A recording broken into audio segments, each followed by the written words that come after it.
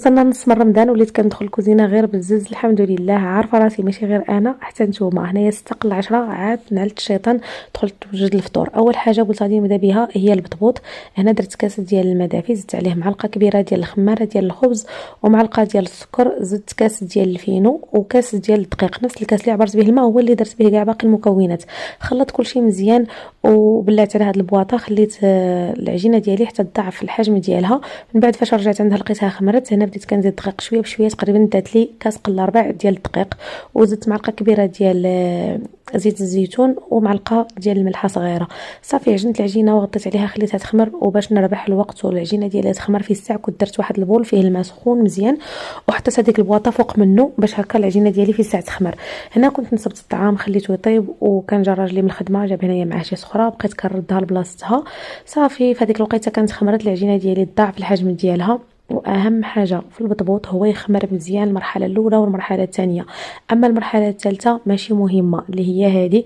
بعد ما كتطلقوه رشيت الدقيق مزيان بطبيعه الحال باش ما يلصقليش على سطح العمل. صافي كتطلقوه تقطعوه بالقطعه. هنا الا بغيتو تخليوه يخمر خليوه يخمر 10 دقائق فقط لا اقل ولا اكثر، ما تخمروش بزاف. الا خمر بزاف ما غاديش ينجح معكم البطبوط.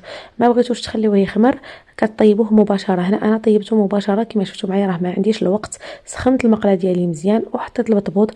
غير يبان لكم بدا كيدير دوك التنبيلات هكا من الفوق، كتقلبوه وكتبداو كل مره تقلبوه على جهه كتقابلوه بالتقلاب حتى كيتنفخ بهذا الشكل هذا كامل. كيتنفخ لكم وكيجي ناجح تبارك الله ما شاء الله.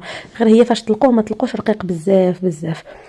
عاوتاني ما تلقوهش غليظ، مهم راكم عارفين الحجم يكون مناسب.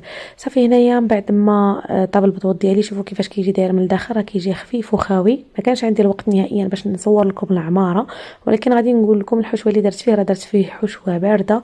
قطعت الخس، المايس، الفلفله الحمراء مشويه حتى هي قطعتها صغيره، الكورنيشون، البصله، الطون والمايونيز. هادشي اللي فيها. خلطت كلشي وعمرت بها البطبوط.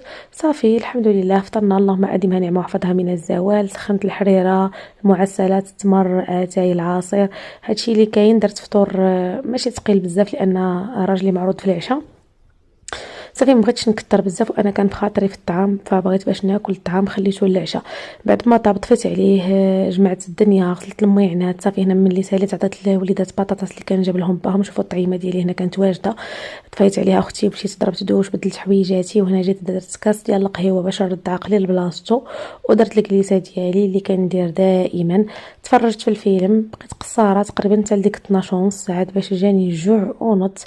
سخنت طعيمه وحتى اختي تعشيت. الحمد لله اللهم ادمها نعمه وحفظها من الزوال. وهكا كان النهار ديالي الخميس.